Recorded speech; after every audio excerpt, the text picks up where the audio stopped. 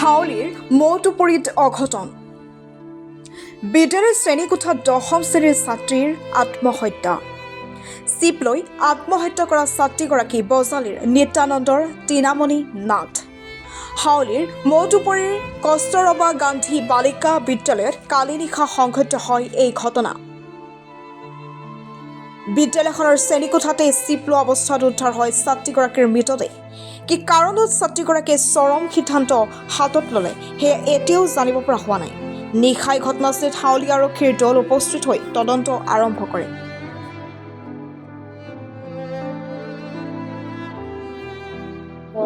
মৰিপুৰ আনন্দপুৰত ছোৱালীজনী ৰাতিপুৱা ধুনীয়াকৈ আছে ক্লাছ পাতিও কৰিছে খোৱা ধুনীয়াকৈ কৰিছে হঠাতে এক দুৰ্ঘটনাটো হ'ল তাই 2022 চনত এডমিশ্যন লৈছিল নহয় ক্লাছ 6তে এডমিশ্যন লয় এতিয়া ক্লাছ 10ত পঢ়ে নাই নাই মোবাইল আমাৰ স্কুলত ইউজ কৰিব নোৱাৰে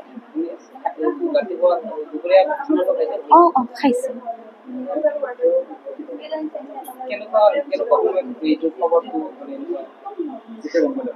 আমি গম পালোঁ মোটামুটি 5-15-20 মানত গম পালোঁ আৰু অঁ আহিছে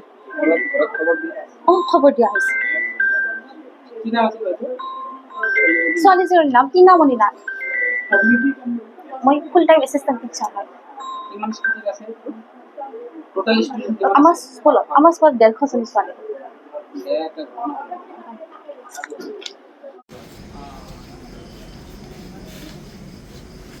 Aisyah tu.